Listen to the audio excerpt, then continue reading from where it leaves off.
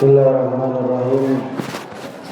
Assalamualaikum warahmatullahi wabarakatuh.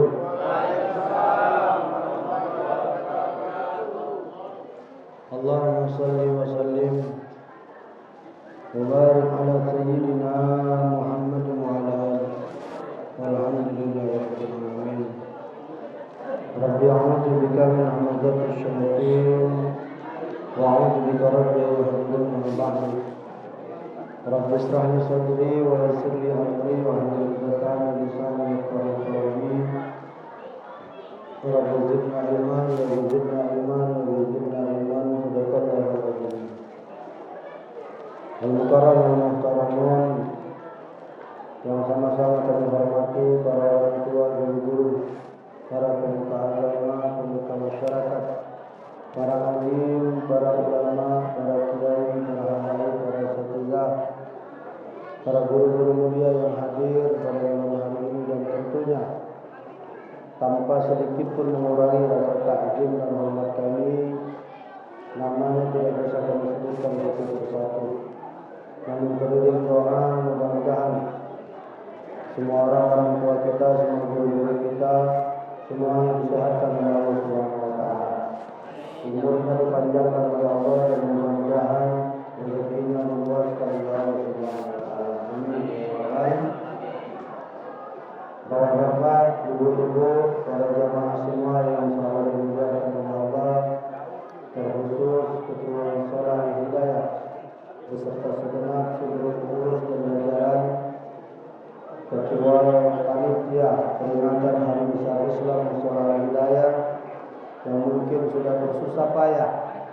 Dari Pak Ketua sudah sampaikan sambutan bahu-membahu, sumbangan akal, tenaga, pikiran, duit, makanan, supaya acara malam hari ini terkesan meriah, karena kita sedang menyambut hari kelahiran sosok manusia yang luar biasa.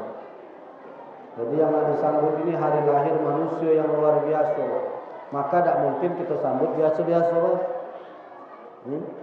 Yang nak kita sambut ini hari lahirnya manusia yang luar biasa, maka tidak mungkin kita sambut biasa-biasa baik.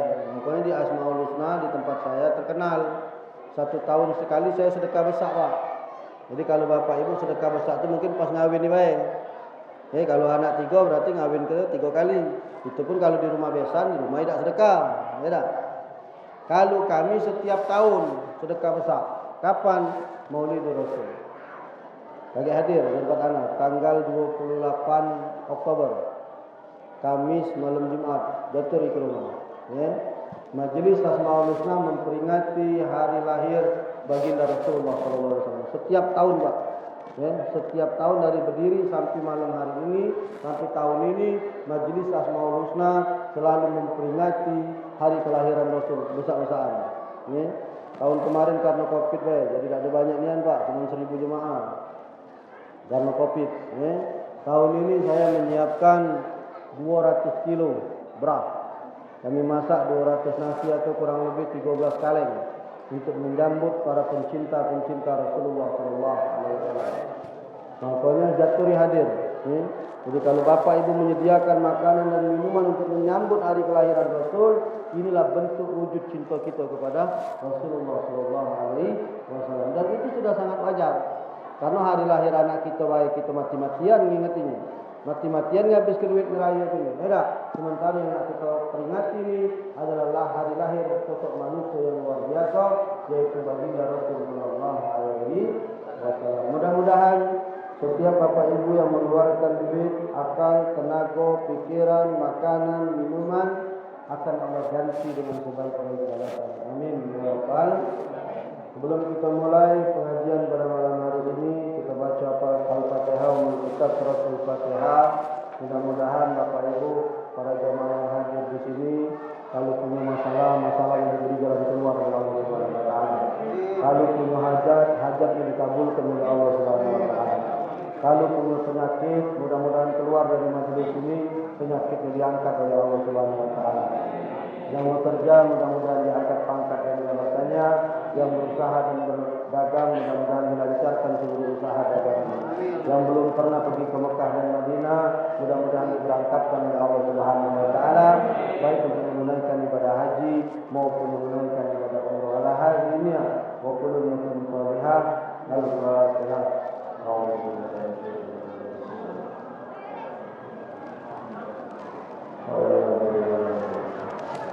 Qala Rasul sallallahu alaihi wasallam majalasa qaumun majlisa yaskurun Allah ila hafatumul malaika wa wasiyatuhum rahmah wa dzakarallahu fi man indah. Kata Rasul, tidak ada sekelompok kaum majalasa qaumun majlisa, tidak ada sekelompok kaum yang duduk-duduk di sana kemudian mengingat-ingat Allah Subhanahu wa taala la hafatumul malaika, kecuali di majelis itu Allah perintahkan malaikat buat turun. Jadi ini Bu, kami yang hadir ini kurang lebih 3.000 dah ada 3.000. Di tribun belakang, sayap kanan, sayap kiri ini penuh ini musolanya Pak. Dalam penuh, kiri kanan penuh ya. Tapi malaikat yang hadir malam hari ini jauh lebih banyak dari kita yang duduk di sini. Ya. Ngapa ini perintah Allah? Ini Rasul yang katakan, kalau ada sekelompok kaum duduk-duduk, mereka berzikir, mengingat-ingat Allah. Zikir itu zakarun yuzakiru. Zikir itu bukan subhanallah, bukan itu baik. Itu termasuk salah satu zikir. Salat itu zikir. Pengajian macam ini zikir. Tidak ada sekelompok kaum yang duduk-duduk lalu kemudian mereka berzikir mengingat-ingat Allah Subhanahu wa taala ila hafatumul malaika, kecuali Allah perintahkan kepada malaikat untuk turun naungi majelis itu wa ghasiyatuhum rahmah, dan Allah timpahkan rahmah kepada kita semua yang hadir ini wa dzakarallahu fi man indah. Allah akan catatkan kita yang hadir di majelis itu sebagai orang-orang yang hampir dekat dengan Allah Subhanahu wa taala. Makanya kalau di majelis itu jangan galak bubar sebelum doa. Ya, atau kalau ada ustaznya yang berdoa, aminkan. Ngapo? Keberkahan satu majelis itu berada di doanya itu. Ya, makanya Bapak Ibu yang hadir bawa niat yang baik, bawa apa harapan yang baik, bawa doa yang baik. Insya Allah doa Bapak Ibu diaminkan oleh para malaikat-malaikat Allah Subhanahu wa taala. Amin ya rabbal. Bapak Ibu, para jamaah semua yang insya Allah dimuliakan oleh Allah. Berikan salam dan salawat kita curahkan kepada Rasulullah, sosok manusia yang agung, yang karena berkat kelahiran beliau lah malam hari ini kita bisa dikumpulkan oleh Allah. Palembang tidak tanggung-tanggung, 40 hari, 40 malam di Palembang yang maulid. Jadi kalau ada yang kurang senang dengan maulid ini, salah alamat kamu tinggal di Palembang. Ya, saya ulangi. Kalau ada orang yang tidak senang dengan maulid, salah tempat tinggal di Palembang. Karena Palembang ini setiap malam 40 hari Pak, bukan tanggung-tanggung. Mulai dari tanggal 1 Rabiul Awal tadi, berakhir tanggal 10 Rabiul Akhir kagek, berhenti maulid. Nyambung lagi, maulid Isrin 20 hari. Berarti Palembang ini 60 hari, 60 malam, kita memperingati maulid di Rasul. Belum ditambah musola masjid yang cak kita nih, yang tidak termasuk di dalam Arba'in. Ya. Yang Arba'in lain 40 hari, 40 malam. Malam ini di tempat Habib tempat Ustaz Ali Umar Thayyib. Ya. Ustaz Ali Umar Thayyib malam ini sekaligus haus beliau, sekaligus peringatan Maulid Rasul di majelisnya Habib Ustaz Ali Umar Thayyib. Ya. Terus keliling tiap malam. Nanti tanggal 28 di rumah saya di majelis Asmaul Husna. 40 hari 40 malam. Ya. Kenapa? Begitulah cara habaib para asatidz, para guru-guru kita nunjukkan cintanya kepada Rasulullah. Ya. Kemarin Pak saya tanggal hari Selasa kemarin hari Selasa Pak, saya ngadirin namikok majelis maulid. Setiap yang saya hadiri tidak kurang dari 1.000. Bahkan ada di satu tempat saya sebutkan Pak, hampir 5.000 jemaah yang hadir. Padahal hari libur digeser. Hari libur kan digeser, hari ini kan yang libur kan, aturannya kan kemarin libur kan. Bayangkan artinya tidak berpengaruh cintanya masyarakat Palembang ini dengan Rasulullah. Nah, itu yang kita salut ya Pak. Makanya kamu senang tinggal di Palembang ini Pak. Palembang ini Darussalam, dar itu rumah, salam itu selamat. Darussalam ini rumah keselamatan. Jangan pindah-pindah lagi. Ini Banyuasin apa Palembang? Nah, pindah. Ini Banyuasin loh. Berat mau deh aku di malam ini. Tapi kamu kan dekat dengan Palembang. Paling tidak minimal berkahnya dah. Menangkati kamu gitu ya. Bangga kita tinggal di Palembang nih Pak, Bu. Ngapo? Darussalam, rumah keselamatan Mangko ini Palembang. Kati gempa-gempa Pak. Nyualah kamu. Banjir juga ada sekali lewat baik sudah banjir hilang. Ini rumah keselamatan Pak, berkah Pak. Kamu tinggal tempat lain tengoklah. Yang gunung meletus lah. Palembang tak katik gunung meletus. Katik gunungnya. Apa nak meletus ke? Gunungnya katik ya. Berkah kita tinggal di Palembang. Sungai Musi mana pernah naik. Tengoklah batas-batas pasang di bibir sungai itulah. Tidak naik ke laut dia ngambil kita. Kenapa berkah Palembang ini? Banyak yang bersolawat, banyak yang bertasbih, banyak yang bertahlil, banyak yang bertahmid, banyak majelis-majelis ilmu Pak. Banyak majelis-majelis zikir di Palembang ini. Makanya kita berkah tinggal di kota yang luar biasa. Mentok-mentok lah sini. Kamu geser sedikit lah boleh hari sedikit. Dapat minimal dapat keberkahan. Bapak Ibu yang dimuliakan oleh Allah, saya akan melanjutkan malam hari ini. Nah, ini ceramah 40 hari Pak, ini keliling-keliling. Jadwal ini sampai tanggal 15 November setiap malam.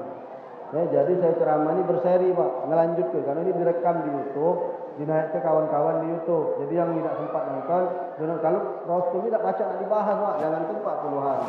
Seumur hidup Anda dibahas Rasulullah tidak habis-habis Pak. Karena Rasulullah ini ada bahan yang luar biasa. Karena memang sosok pribadi yang luar biasa. Kalau kamu nak bahas tentang aku 2 jam ya malah kamu berputar-putar di situlah. Anak si anu, kawin si anu, rumah ini sudah. Besok habis, kata lagi. Tapi cerita tentang Rasulullah hari ini 4 ekor anak majelis. Hari ini dari mulai pagi tadi, sampai ini yang keempat Pak. Saya ngisi maulid majelis. Malam ini yang keempat, tapi tidak pernah habis bahan menceritakan tentang Rasulullah SAW. Kenapa? Itulah sosok manusia yang luar biasa.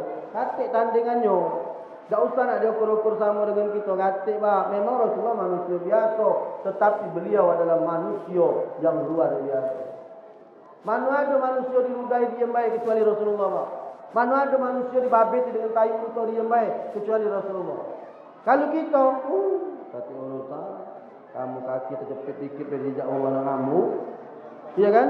Dah usah diludai Pak, ditijak kawan nak nujau orang Palembang ni dah. Kaki baru tahu keros lubang.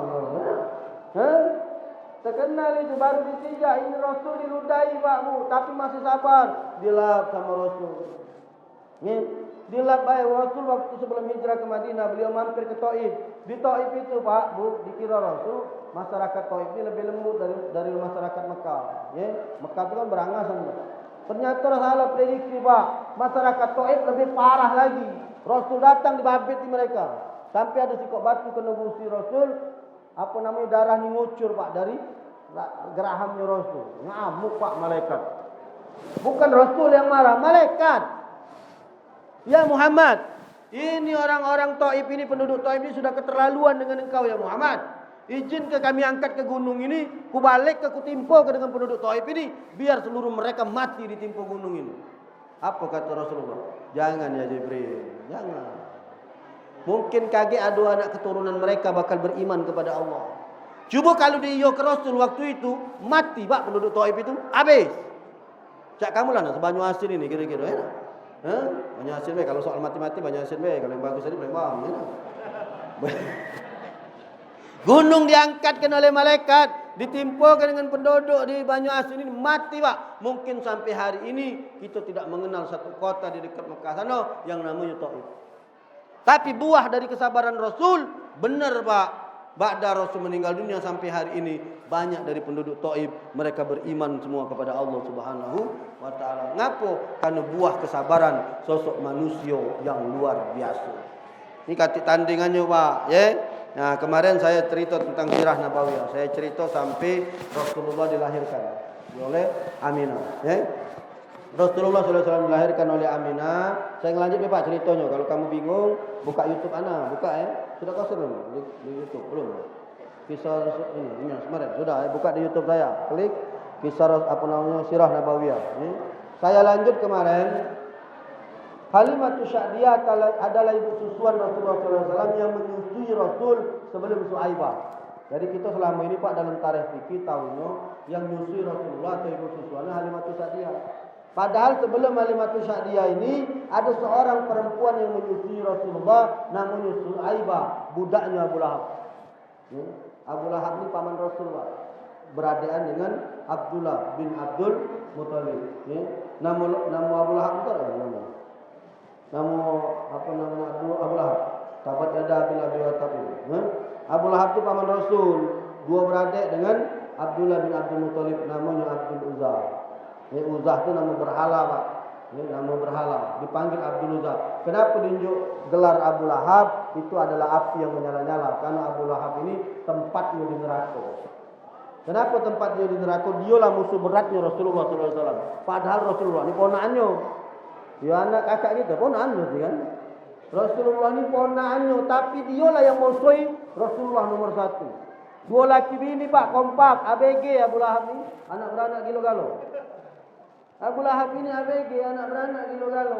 Dialah yang nak membunuh Rasulullah SAW. Abu Lahab inilah dua laki bini merencanakan membinasakan Rasulullah SAW. Tapi hebatnya Abu Lahab pernah gembira ketika Rasulullah lahir. Waktu Rasulullah lahir, Suaibah ngasih kabar kepada dia, Tuan, ponakan kau sudah lahir. Siap, apa nama lanang, apa betino? Lanang, wahai Tuan. Suaibah, kalau kau membawa berita gembira tentang kelahiran anak keponakanku, hari ini kau bebas jadi budak. Saking kesenangnya Abu Lahab. Nah, sebelum disusui oleh Halimatus Sa'diyah, ya, Rasulullah terlebih dahulu disusui oleh Suaibah. Karena di Arab sana, Bu, Pak, kalau melahirkan anak tidak disusui dewek. Karena rentan terkena penyakit. Ada namanya ibu susuan. Ibu susuan ini memang spesialis, dia ngambil upahan nyusui anak-anak yang nak disusui. Ya. Halimatus Sa'diyah ini, Pak, ya, sebenarnya tak galak juga tadi nyusui Rasul. Karena Rasulullah ini anak yatim. Kalau anak yatim ini terkenal buntu. Bapaknya kacil lagi, Pak. Bapak kacil lagi, buntu. Tak galak disusui, Pak. Ya. Tapi ketika Halimah nak balik, dia berpikir, daripada aku balik tangan kosong, mending ku ambil lagi Muhammad tadi, anak yatim tadi. Apa kata Halimatus Sa'diyah? Tapi di sini saya kemarin cerita, ya. Begitu aku menggendong Muhammad bin Abdullah, aku seperti tidak ngendong apa-apa. Jadi Rasulullah itu entengnya pecah kafas. Masya Allah. Yang kedua, ketika dia bertaruh di pangkuanku, ya, maaf, susu aku ini tadinya sudah kering. Anak aku ini nyusu. Halimatus Sa'diyah itu ngendong anak juga waktu dia menerima Rasul jadi anak susuan. Maaf, dalam perjalanan nyari anak susuan ini, susu aku ini sudah kering. Tapi begitu aku memangku Muhammad bin Abdullah Rasulullah, dua-dua anakku yang kandungnya dengan Rasulullah SAW bisa menyusu secara puas dan mereka tertidur di pangkuan itu. Itu keberkahan Rasulullah ini. Yang ketiga, kata Halimatus Sa'diyah, ya, ketika aku naik ke punggung kendaraanku, unta ini yang tadinya sudah lesu, ya, jadi bawa keliling, Pak, sudah lesu, ya, lah tak kata lagi tenaga. Tapi begitu bayi kecil yang diberi nama Muhammad bin Abdullah naik ke pojok punggungku ini, di pojok punggung untaku ini, kendaraan itu tiba-tiba menjadi gagah, Pak. Dan subhanallah, kendaraan kawan-kawan Halimatus Sa'diyah yang tadi sudah duluan balik bisa tersalib, tersusul oleh kendaraan yang dinaiki oleh Halimatus Sa'diyah. Sampai kawan-kawan ini bingung. Ya kena balik duluan, Halimah paling belakang. Tahu-tahu nyusul, Pak, geribik. Hai, puji kawan berdebis Halimah. Berdebis itu apa? Berdebis itu berlari terlalu cepat. Nah, ya ngerti tak? Berlari terlalu cepat itu namanya berdebi.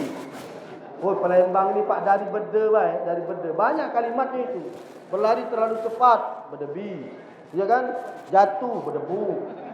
Kena tabok, berdempang. Dari berde baik, Pak. Baca dapat banyak kalimat. Bunyi besar, berdegung. Ya kan? Mambu, berdengar. Mambu kan berdengar. Berdebis, Pak, Halimah ini. Bak, langsung berjalan. Kaget kawan-kawan. Wih, Halimah lah tu ngepot kau. Subhanallah. Sampai di rumah, Pak. Apa kesaksian Halimatus Sa'diyah? Dia mendapatkan keberkahan yang luar biasa Nabi Muhammad. Kenapa? Unta wong diperes dak kacik susu. Unta dia susunya berlimpah ruah. Kawalan tempat dia bercocok tanam, wong dak tumbuh, Halimah tumbuh, pacak panen setahun 2-3 kali. Sehingga Halimatus Sa'diyah ini ngerasui keberkahan yang luar biasa ketika mengasuh Muhammad bin Abdullah. Ibu susuan ini, Bu, Pak, jatahnya 2 tahun. Fi amaini aniskurli wali walidayka ilayan Mesir. Nyusu itu 2 tahun. Ya, ada itu dalam Al-Quran. Ya, fi amaini aniskurli wali walidayka ilayyal masir. Kalau ibu-ibu nyusui anak, bu, kalau nyusui anak 2 tahun, 2 tahun pisah. Itu hebatnya, Pak. Al-Quran tidak jelaskan apa 2 tahun nak disapi anak ini. Wa wasaina lil insana biwalidayya malatu ummuhu wahnan la wahdin wa fisaluhu fi amaini aniskurli wali walidayka ilayyal masir. Ya. Ibu ni ngandung kita dalam keadaan letih bertambah letih. Sudah dilahirkan disusui fi amaini 2 tahun. Karena dokter membuktikan kamu sudah lebih dari 2 tahun yang diisep oleh anak ini bukan lagi susu Pak, tapi darah. Allah cuma tunjuk tahu nyusu ini 2 tahun sapi. Macam-macam cara ibu-ibu ni Pak, ada yang protowali yang baru tak tahu. Muruman dari protowali kan pahit kan? Dipoles ini kapan budak nak nyusu pahit, berhenti dia. Nah, itulah cara ibu-ibu berhenti kenyo. Ya dah. Ada yang diunjuknya pikso nak menunggu itu kan. Ya. Pokoknya apa caranya 2 tahun itu dipisahkan. Nah, menyusui ini masanya cuma 2 tahun, tapi Halimah tu saat dia ini merasa keberkahan yang luar biasa Pak. Ya mana kita Pak, ibarat kita hidup ini rasa lemah sejak ngasuh budak ini. Sejak anak ini tinggal sama aku di lemah ni kan. Jadi sayang Halimah nak balik ke. Kalau di Arab sana kalau sudah disusui 2 tahun, budak ini dibalik lagi dengan orang tuanya. Ya, akhirnya Halimah datang nemui Aminah. Aminah, ngapo? Muhammad dia lagi dengan aku dulu kan. Kaget kalau aku balik dengan kau. Kaget dia sakit, kena ini. Biarlah aku banyak dulu. Nah, baca ni kan. Padahal Halimah ini ngerasa ke kenikmatan yang luar biasa dengan Rasulullah. Puji Aminah, ngapa macam itu? Iya biarlah aku masih galak merawat Muhammad ini. Biar dia sama aku baik. Halimah tak tahu kalau Aminah tidak tahu kalau Halimah mendapatkan keberkahan yang luar biasa dengan Rasulullah ini. Ya, keekonomi, kehidupan segalanya meningkat. Kata Aminah, ya sudah. Kalau kau memang masih nak asuh anak Muhammad bin Abdullah, asuhlah. Ya. Akhirnya Rasulullah kembali kedua kali di pangkuan Halimah, diasuh oleh Halimah Sa'diyah. Yang pertama tahun pertama 2 tahun harus dibalikkan. Ya. Kalau Halimah masih nak ngasuh Rasul, diambil lagi Pak. Diasuhlah Rasul yang kedua kali oleh Halimah Sa'diyah. Tapi begitu Rasul 4 tahun 8 bulan, Rasul lagi main di lapangan Pak, Maidan. Ya, lapangan Maidan. Lagi lemak-lemak main di lapangan. Tiba-tiba malaikat Jibril turun. Malaikat Jibril turun, Rasul digendong lagi main dengan budak-budak macam mana? Jibril turun digendong, Muhammad bin Abdullah Rasulullah digulingkan, lalu kemudian malaikat Jibril membelah dadanya Rasulullah. Anak-anak kecil ini kan tak tahu kalau itu malaikat Jibril. Ya kamu semua mungkin tak tahu juga Rasulullah. Anak-anak kecil tidak tahu, mereka tahu Rasulullah dibunuh. Berlarilah mereka ke rumah Halimah, Muhammad dibunuh. Di mana? Di lapangan. Ada yang belah dadanya, Muhammad dibunuh. Ketakutanlah Halimah Pak. Berlari Halimah ngejar ke lapangan. Malaikat Jibril telah menyelesaikan membelah dadanya Rasulullah, mencuci bagian hati Rasulullah di dalam satu bejana emas yang diisi dengan banyu Zam-Zam. Rasulullah ini 2 kali dibelah. Satu waktu masih kecil, 4 tahun 8 bulan umur beliau. Yang kedua ketika beliau nak mi'raj menuju Sidratul Muntaha. Jadi sebelum Rasulullah mi'raj menuju Sidratul Muntaha, malaikat membelah dada Rasul, dicuci Pak. Berdoa ke kamu yang belum pernah ke Palestina, mudah-mudahan diberangkatkan oleh Allah Subhanahu wa taala. Saya sudah ke Palestina 2018 kemarin, sebelum Covid. Sebelum Covid saya diajak Bapak Gubernur Babel, Bapak Dr. Erdalbi. Beliau minta kawani saya ke Palestina. Saya ngawali beliau jadi guide. Berkah Pak, lemak jadi ustaz ni berkah ni. Duit tidak banyak aku ni. Cuman aku sudah ke Mekah lah 7 kali. Haji sudah, umrah lah 7 kali. Ke Palestina sudah. Tak kata yang bayar kalau Pak gratis. Boleh duit pulau. Aman, tak kata alhamdulillah. Duit banyak tidak, tapi ada. Banyak tidak duit anak, tapi alhamdulillah ada. Ada kalau kantong sini ada. Ini ada kalau Pak. Alhamdulillah berkah jadi ustaz dia. Pak Gubernur nak ke Palestina, minta kawan itu berkah Pak. Pukul 12 kami berangkat ke Palestina. Pak Gub, bini dia, emaknya, bapaknya, ajudannya, kemudian orang tua angkat saya, bersaudara beranak, adik-beradik, pukul 12 kami berangkat. Wah, Allah. Memang perjalanan ke Palestina itu lebih capek dari ke Mekah. 2 kali kami dari sini ke Abu Dhabi transit. Tapi memang Pak, keaman. Tapi memang perjalanan ini penuh semangat. Memang terbayang Pak. Kita dulu kan kalau bayang ke Palestina ini kan ngandung mati. Kalau Israel itu memang mereka tuh maki senjata besar-besar kalau Pak. Senjata laras panjang tak kate, pistol tak kita yang apalagi pistol banyu. AK-47 itu nah, tegak di perbatasan checkpoint itu Pak. Mobil nak masuk ke Palestina itu, tak boleh mobil yang kita tumpangi dari Amman itu tadi. Kami kan terbang ke Amman itu naik pesawat kan, turun naik bis kan, tidak menyerbangi perbatasan Palestina. Itu harus tukar mobil, seluruh barang turun galau di checkpoint. Kalau Israel itu takut mereka nih Pak, penakut. Takutnya kalau ada apa-apa itu. Jadi di checkpoint galau Pak dulu. Saat sudah lewat galau, baru ke sana ada sudah mobil baru lagi nunggu. Tak boleh mobil yang kita bawa ini tadi Pak. Tak boleh masuk ke Palestina itu. Dari situ baru ke Palestina. Saya ini kebenaran dapat nginep waktu itu di hotel di sebelah Palestina, di sebelah komplek Masjidil Aqsa. Masjidil Aqsa itu 12,5 hektar Pak. Jangan kamu bayang ke Pecah Mekah rami hati Pak. Hati aku bangun tidur itu kejut di sana Pak. Kami nyampe malam maghrib Isya. Nak solat di sana dah usah kata guide-nya. Solat di hotel dulu be Ustaz. Kenapa gitu dah acak masuk. Kalau selesai waktu solat, kamu Israel itu dikunci Pak. Masjid ini dikunci. Nak tahu Pak subuh-subuh lagi solat nah selesai solat subuh kita kan nak berwirid dulu Pak. Tahu-tahu mati lampu. Tak lama mati kipas. Gaib marah ya aku, Ustaz, keluar Ustaz. Kenapa? Kalau jam 7 tak keluar dikunci Ustaz, zuhur kaget baru keluar. Itu jahanamnya mereka. Solatnya jamak Pak, solat zuhur langsung solat asar, solat maghrib langsung solat isya di sana. Jangan heran kamu. Kalau sekendak-kendak dia, kalau dia tak galak muka dikuncinya. Memang emosi kamu kan kalau dengar cerita aku ni kan. Memang rasa nak kita tangani, cuma ni pistol yang drop gitu. Mati mah, jatuh ini. Sekali nyagun, orang tojo nyagun, nak kami jadi lakso itu kan dah nyampe kan. Jadi guide tu ngomong Ustaz, besok jam 4:30 saya tunggu di lobi hotel. Anak nanya, jam berapa subuh di sini? 5 kurang 1/4 Ustaz. Lah kalau 5 kurang 1/4 jam 3 baik gitu. Kami nak itikaf. Ketawa guide-nya Pak. Anak baru pertama kali ke Palestina itu. Ketawa guide. Ustaz, tak bisa. Kadang kita jam 4 pintu belum dibuka sama mereka. Pintu nak masuk ke Masjidil Aqsa itu banyak Pak, ditutup kalau sama orang Israel ini. Dijaga oleh tentara dia Pak. Kanan kiri nak masuk gerbang ini. Kalau dia setir nak buka, dibukanya. Kalau tidak suruhnya balik gitu. Gila tak lah. Nak melawan, nak melawan tu. Apalagi ke aku ni datok ni bisa dia. Besar tinggi orang tu Pak, megang stand kalau nemiko. Kalau dia tak galak buka, tunggu kita dia depan pintu tu. Kalau sudah dibuka kan, baru pacak kita masuk ke pelataran Masjidil Aqsa ini Pak. Perjuangannya memang luar biasa Pak. Tapi kalau nyampe ke sana Masya Allah. Nah Rasul waktu nak mirat menuju Sidratul Muntaha, saya megang Pak batu tempat Rasul mijak itu.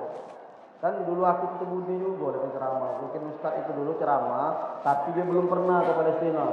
Aku dulu di Budi gitu, ada Ustaz ceramah, ada batu terbang nak melok Rasul Mi'raj. Ada tak kamu kalau dengar tak? Ada batu nak terbang nak melok Rasulullah Mi'raj, tak nyampe nyangkut jadi batu itu bergantung. Tak kate-kate Pak batu bergantung itu. Yang benar itu ada batu, di bawah itu bolong Pak, ada gua. Jadi Rasul sebelum Mi'raj menuju Sidratul Muntaha injak batu ini. Nah sebelum Rasul Mi'raj, Rasul diperintahkan mengimami solat para nabi-nabi terdahulu. Itu ada seperti gua Pak. Turun kita ke bawah, solat saya di sana 2 rakaat. Di sinilah Rasul solat kata guide itu mengimami para nabi-nabi terdahulu. Sebelum Mi'raj menuju Sidratul Muntaha. Itu batu Pak wangi bukan wangi. Tempat Rasul bertijak nak mi'raj ke Sidratul Muntaha itu wanginya bukan main. Pokoknya anda doakan. Mudah-mudahan Bapak Ibu yang hadir di sini, yang ngambil doa ini seluruhnya berangkat ke Palestina kan. Tidak usah takut nak mati-mati Pak. Sudahlah mati dalam perjalanan ibadah ada apa-apa Pak. Apalagi kita lah tua banyak utang pula. Sudah mati-matilah. Sudah mana utangnya dia. Benar dulu utang kalau pergi Palestina. Balik kita cerita ini tadi Pak. Dibelah dada Rasul. Begitu Halimah sampai ke lapangan, sudah selesai Pak. Peristiwa pembelahan dado ini sudah selesai. Ya. Dadonya Rasulullah SAW sudah kelar dibelah. Ya. Subhanallah. Halimah tidak tahu kejadian ini. Tapi dia sudah terlanjur takut. Halimah ini sudah terlanjur takut dengan kejadian ini. Makanya 4 tahun 8 bulan Rasul dibalikkan lagi ke pangkuan Aminah. Jadi 4 tahun 8 bulan Rasul diajak oleh Halimah Sa'diyah dibalik dengan Aminah. Umur Rasul 5 tahun lebih. Ya. Rasul SAW diajak oleh Aminah ziarah ke makam bapaknya. Dalam perjalanan antara Mekah dan Madinah di satu kota namanya Abwa, ya. Dulu Yastrib nama Madinah itu. Ya. Di antara Mekah dan Yastrib ini ada satu kota, satu desa lah namanya Abwa. Di sinilah Aminah jatuh sakit, Pak. Jadi habis nengok ke makam bapaknya dalam perjalanan antara Mekah dan Madinah, Aminah jatuh sakit. Ya. 5 tahun 8 bulan umur Rasul ditinggalkan oleh ibu tercinta. Jadi Rasul ini 6 tahun sudah yatim.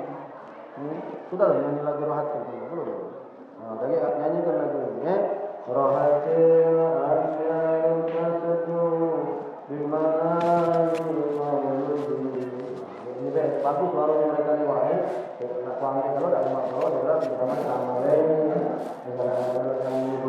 Tapi anak ni senang dengan hadro ni Pak. Makanya anak buat hadro. Anak kalau capek-capek Pak, bayar tu 4 ekor hari kemarin 7 ekor apa? Hari ni 4. Suara aku ni kalau bukan buatan Allah, patah mata ini. Ya, cuman kalau buatan Allah, alhamdulillah masih sehat ini sekarang. Ya. Lagu Rohatil itu Pak, itu menceritakan kisah Rasul. 2 bulan di kandungan, ayahnya meninggal dunia, Aminah ibunya, Abdullah bapaknya, paman Abu Thalib yang mengasuhnya, Abdul Muthalib kakeknya. Ada di dalam lagu itu. Itu lagu bagus Pak. Lagu bagus tentang kaki. Kita sekali itu belajar tentang sirah Nabawiyah. Kita belajar tentang kisah Rasulullah SAW. Ini ceritanya. 6 tahun umur Rasul, beliau sudah yatim piatu. Bapak meninggal, mak meninggal. Siapa yang mengasuh Rasul selanjutnya? Rasul diasuh oleh kakek beliau, namanya Abdul Muthalib. Ya namanya kakek ini senang bukan main dengan cucu ini tadi Pak. Diasuh lah. Barulah Rasul nak terima kasih sayang dari seorang kakek. 8 tahun 10 bulan umur Rasul, Abdul Muthalib pun meninggal dunia. Terbayang tak kamu kehidupan Rasulullah? Kalau kita membayangkan kehidupan Rasulullah ni, stres kita sudah. Tak baca lagi nak jadi wong. Ya tak? Kita ditinggal bapak mati. Nangis tak sudah-sudah. Ya kan? Ini bapak, emak, kakek lah mati pula tinggal begitu. Goncangan Rasulullah ni luar biasa. Makanya Rasul ni Pak Bu dengan anak yatim dekat nian. Makanya Rasul pernah ngomong ana wa kafatal yatim maka. Kata Rasul sambil angkat tangan. Aku dengan anak yatim ni macam ini. Makanya ibu bapak, bapak-bapak terutama kalau kamu kasih dengan anak yatim Pak, berarti kita dekat dengan Rasulullah SAW. Ya. Pak, kalau kasih dengan anak yatim, aku jelaskan ini anak yatim bukan emaknya. Emak lah kita jelas ramah ni lah malam. Lagi kamu mentang-mentang aku ngomong macam ini, mengunjungi anak yatim, mengunjungi emaknya. Aku marah ibu-ibu belakang itu. Anaknya, ya. Sedangkan aku jelas ni banyak yang salah faham. Besok habis pengajian gara-gara ustaz ceramah lagi sanjung terus ke rumah ibu itu. Alasannya ngantunya anak yatim, bagi ustaz Pak Guru sendiri ya. Sambil mengunjungi emaknya, gitu ya. Bapak ibu yang dimuliakan oleh Allah, ana wa kafatal yatim makaza. Kenapa Rasul begitu dekat dengan anak yatim? Karena Rasul sejak lahir sudah yatim. Makanya Rasulullah SAW kasihnya bukan main sama anak yatim Pak. Pernah satu kali Pak, ada seorang nak lebaran Idul Fitri, ada anak kecil menangis Pak. Melungkup ke badannya mati, nangis. Tiba-tiba Rasul lewat Pak. Ditanya sama Rasul, kenapa engkau wahai anakku? Budak ini sambil nutup ke mata, dia tak nyengok kalau yang nanya ini Rasulullah. Ngapa engkau menangis wahai anakku? Dijawab oleh budak ini, ayahku terbunuh, ayahku meninggal dunia. Kalaulah dia waktu itu belum meninggal dunia, mungkin aku masih senang lebaran ini bisa bersama ayahku. Dia teringat dengan bapaknya.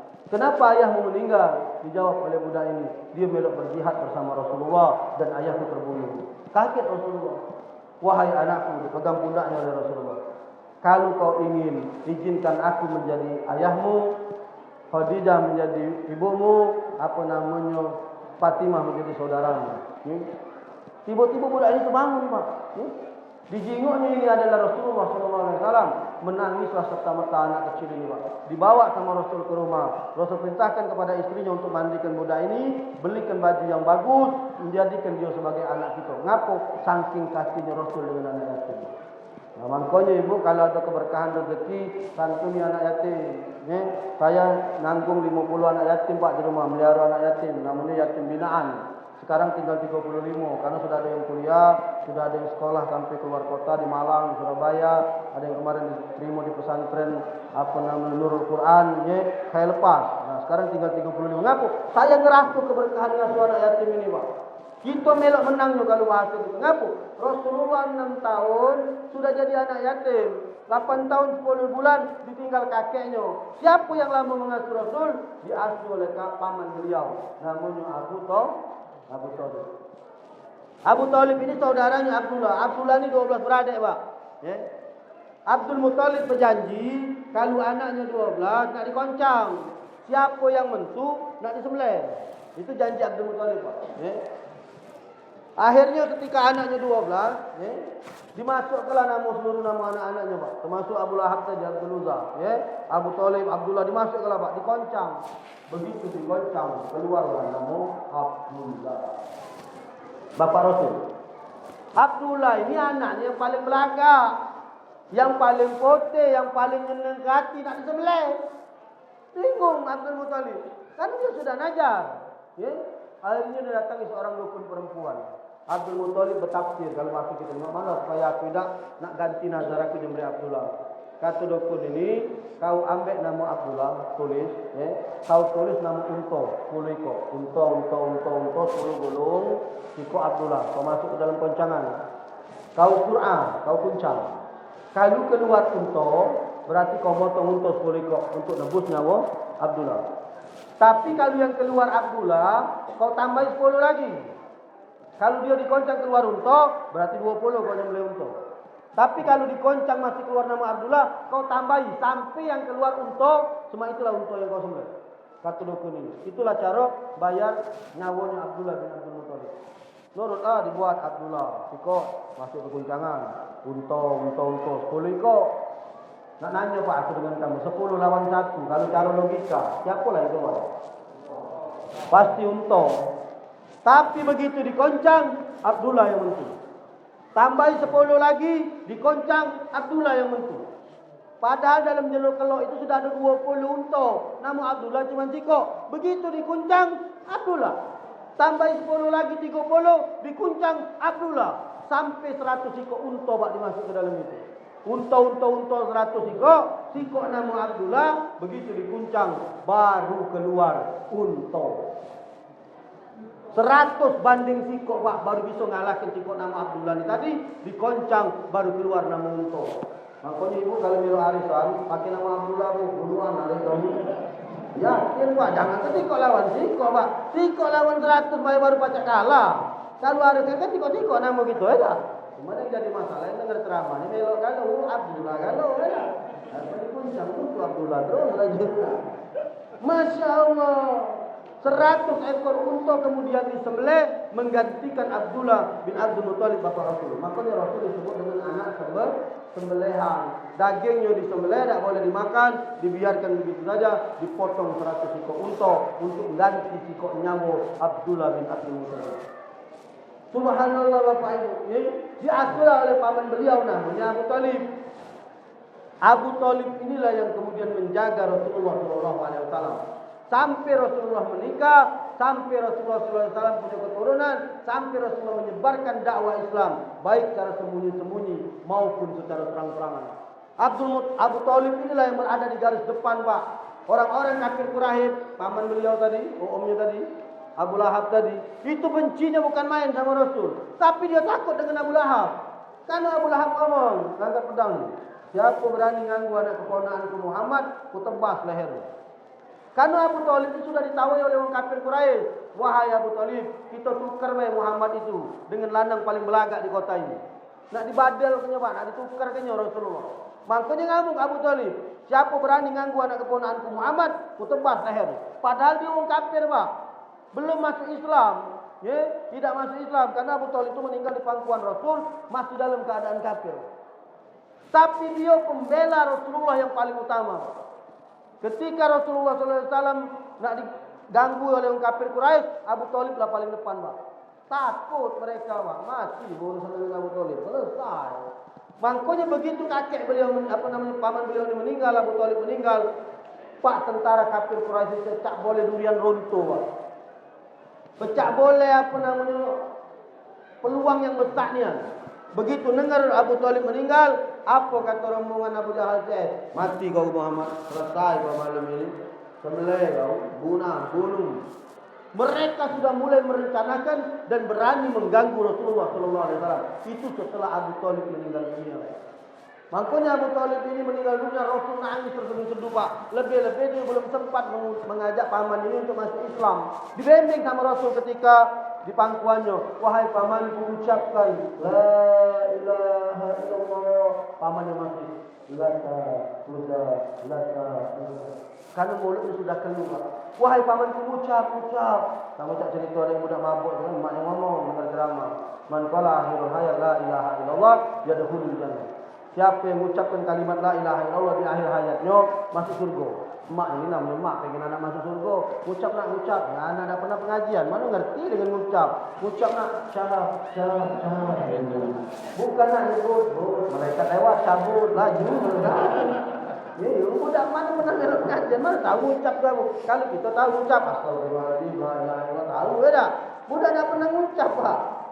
Paman beliau ini di pangkuannya, Pak, meninggal, dibimbing sama Rasul, Pak. Tapi kemudian tak gerak hatinya. Kenapa? Itulah ma yaftahilahu linnasi para musikanlah wala yumsik para musikanlah min ba'di. Ya.